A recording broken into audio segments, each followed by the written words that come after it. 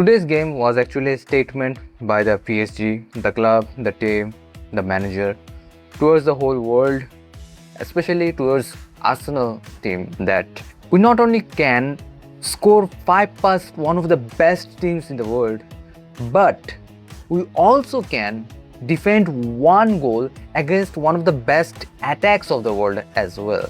So if you think, Arsenal, that you are the only one who are capable of playing this game, this Haram ball, so-called Haram ball, get ready, because we are capable of playing it as well. Today, Luis Enrique and his team, basically the PSG team, showed how they are not only one of the best attacking teams, one of the most best organized team, a team that is so well drilled to attack, both attack, to counter, to hold the position and also to defend as well. Because not only they stopped Bayern from scoring for almost 90 minutes, they got a solitary goal at the end of the 90 minutes, but not only they stopped them from scoring, they frustrated them, they exhausted them. In each counter, they managed to create some good chances. Bayern were attacking, Bayern were holding most of the ball. Almost 70% of the ball was being held by Bayern. But they were not effective. The 70% of ball that they were holding, the position game that they were playing, this time around they were not effective. They were not in sync. This time around, while watching Bayern, I was feeling frustrated. I was feeling exhausted because in this match, Bayern looked like they had no idea what to do. In the previous leg, we saw how Bayern were just like PSG. PSG were attacking, Bayern were also attacking. They were creating chances, they were playing 1-2 pass, they were dribbling, they were creating counter attacks. They were trying to create chances from here and there. But in this match, in the final third, they lacked a synergy. They lacked a connection between them, their own players, the players of the Bayern team. Kane in today's match as well was supposed to play as the false 9, as the player who drops deep, and Yamal Musiala was supposed to play in front. And to be frank, in the first half, Yamal Musiala was nowhere to be seen. Yamal Musiala was not pressing hard enough, was not being physical enough, and at moments he was dropping down to connect with the midfielders, connect with the defenders to build up the game. But he is an attacking midfielder and he is not one of those players who are very good tracking back with his back towards the goal and contacting the game from there. He is very good at dribbling. I am not denying that. He is very good at with the ball in position, but the kind of passing that organized pressing that PSG was doing, he was feeling that pressure. Even Kane was feeling that pressure today. But the player who was feeling the pressure the most today was Michael Olise. From today's words, I don't want to hear any comparison between Lamine Yamal and Michael Olise. Michael Olise is a very good player. He's a great player. He, on his day, can do a lot of things. But once Michael Olise got the same treatment as Lamine Yamal, that two players pressing on him constantly, two players guarding him, keeping an eye on him, in the midfield Fabian Ruiz, and in the defensive area Nuno Mendes. It was not like all of the time he was guarded by two players, no, because Bayern as a team has so much quality over both the side that they have to be very cautious about who they are pressing, how much they are pressing, how much space they are leaving behind, so that it doesn't get exploited. And in this match, Nuno Mendes along with Fabian Ruiz, I am going to say Fabian Ruiz did much better than Nuno Mendes, because Fabian Ruiz was much calm, much composed. He is not as fast as Nuno Mendes, but the kind of experience that guy had, that guy has, he pocketed Michael Olise. Not only pocketed him, he left him frustrated. At certain point, Michael Olise felt like he had no clue what to do. He had no idea what to do. He was misplacing easy passes. He was pressed so hard in this match that half the time that he was receiving the ball in his own side, he misplaced the balls in them as well. He was losing the balls in there. He was sleeping in his own home ground.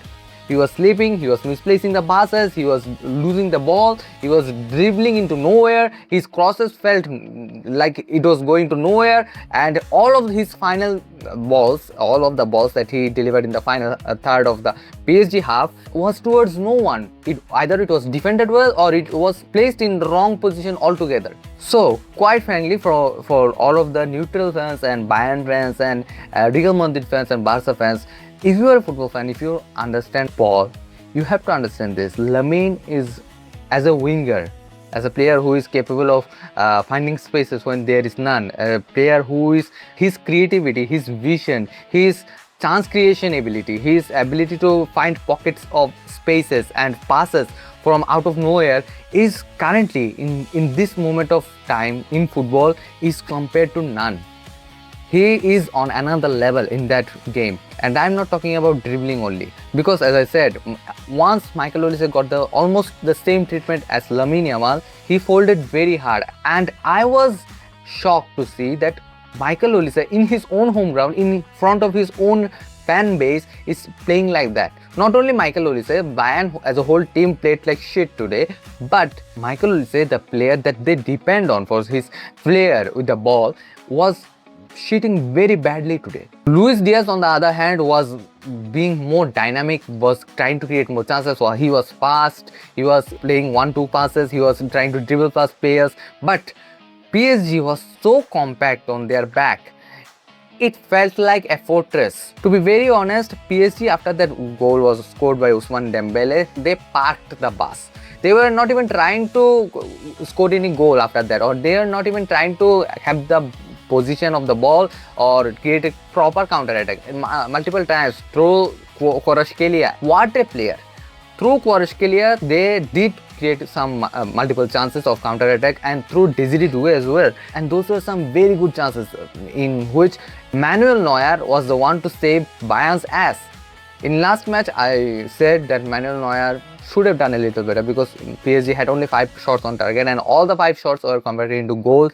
In this match as well, the first shot was converted into goal, but apart from that, there were multiple other chances that they created and they were looking very dangerous. And thanks to Neuer, that lead didn't exceed from 2 goals to 3 or 4 goals. It was Neuer who saved their ass today. Upamecano and Jonathan Tah honestly had no idea how to defend Desiree Doué, kvrasthkelia or Ousmane Dembélé. Ousmane Dembélé, however, was present in while scoring the goal. After that, he was floating around. I didn't see him much with the ball, but Desiree Doué and kvrasthkelia, my man, they were creating havoc. And if you actually want to compare a player who rose up to the occasion, who was creating chances, who was defending as well, who was tracking back, defending, then running the counter attack, holding the ball, creating chances, creating throw passes, it was kvrasthkelia. Among all the pressure, among players like Upamecano and Jonathan Tah, he was the one who was shining every time they were attacking. So if you want to put a player on pedestal, put kvrasthkelia. A player who has been involved in 7 goals in the last 7 knockout games. That is the level that kvrasthkelia is on right now, and quite easily he is one of the best wingers currently in the football world. And today Bayern didn't feel like a team that was trying to score goals or trying to make a comeback. Because in the first leg we saw that after going 5-2 down, they were showing more intent, more fearlessness, more attacking approach from their half, from their side, and trying to score more and more goals, and that's how they came from 5-2 down to 5-4. In this match, however, yes, all praises to PSG for defending so well, being so compact, not letting them create any chance, but they were wasteful.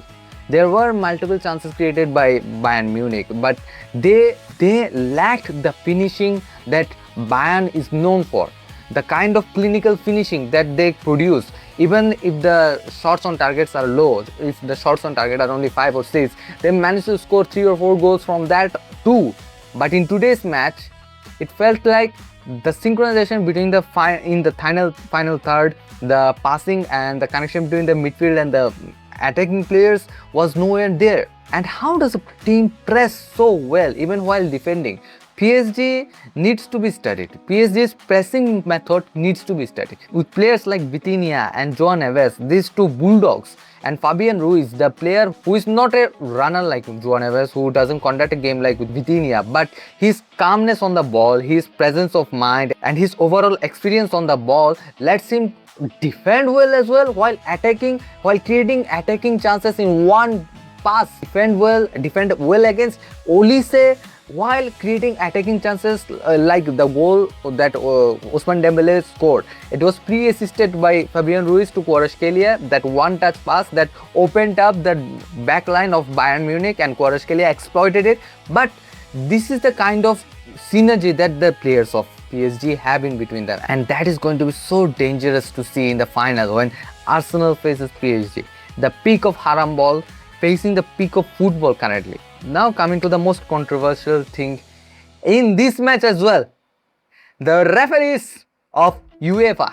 I think in every match from now on, in every match analysis, there should be a different segment where everyone will be analyzing the referee, the decisions made by referee itself. I have a proposal for UEFA. Let's do one thing. Let's take this referee, take this VAR and swipe it away from match completely.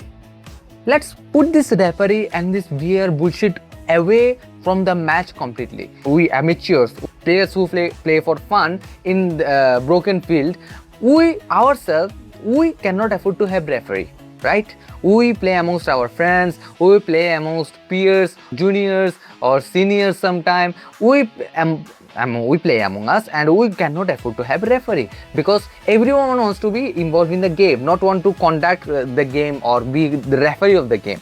Like it feels like they are left out. It feels being left out. So we don't have any referee. But still, while not having any referee, our game flow much better, flow much fairly. We players who play on the basis of our morals, our ethics, give away handball when they are a handball, give away penalty when it is a penalty. If we do foul the other player, then we give away the player out of our own moral ethic, our own morality, out of our own moral choice, and we try to keep the game as fair as possible for both the sides while not having any referee. In here, in the official match, there is one dedicated person who is supposed to keep the game fair, who is supposed to maintain the rules and conditions of the game.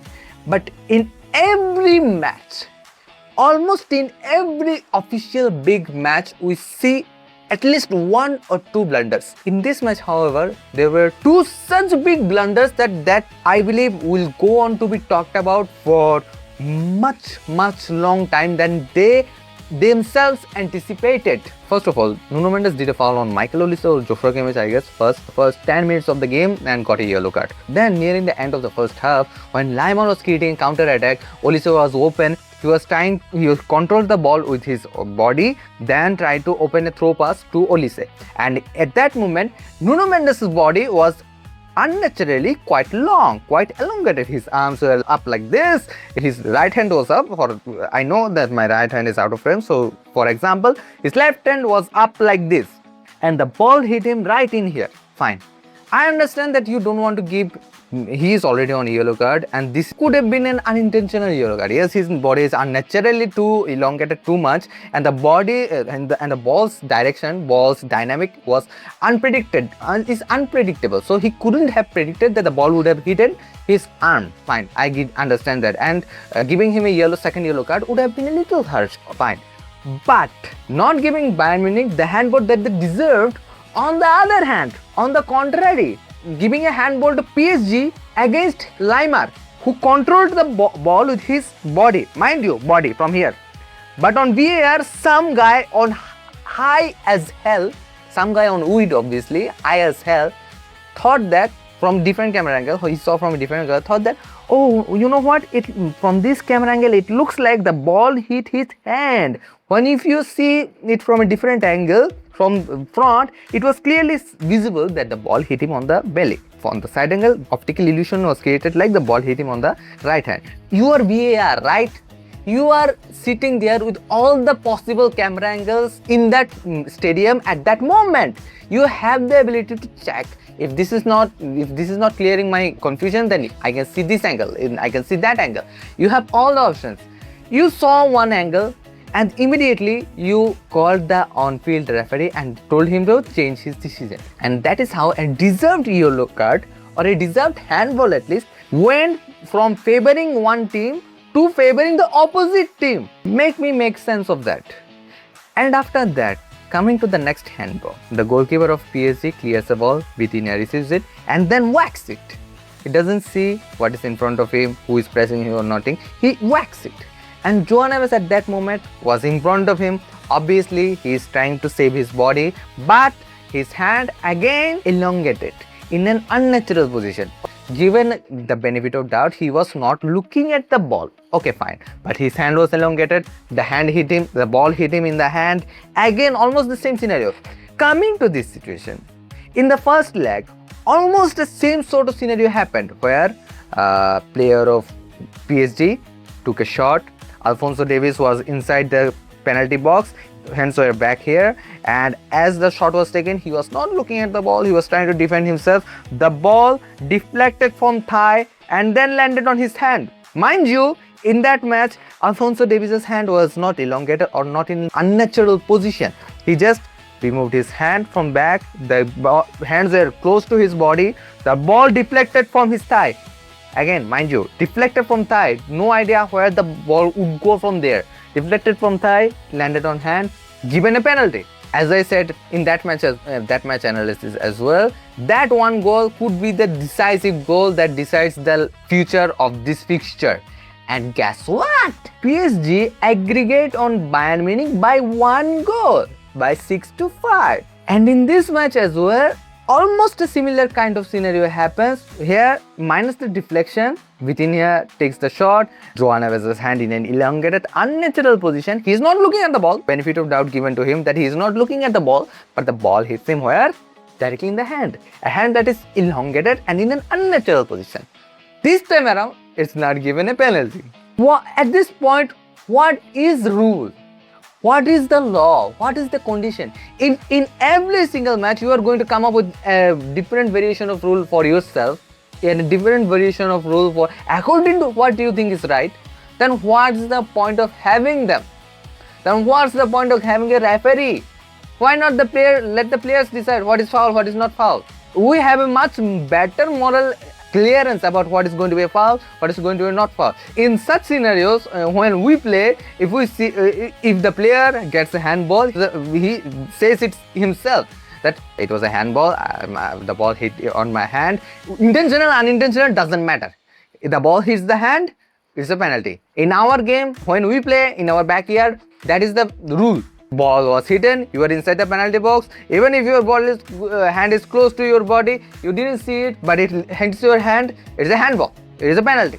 In our backyard, that's the rule. But in here, in an official game where there is so many other rules, so many complications, so many layers, so many nuances, and a dedicated person to handle all of those nuances, you still mess up every time. You still create a variation of that same rule.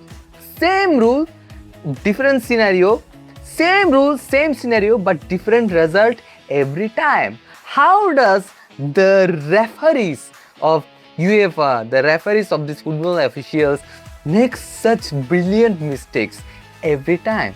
Sorry, not mistakes, not mistakes, brilliant decisions every time. This is my honest confession.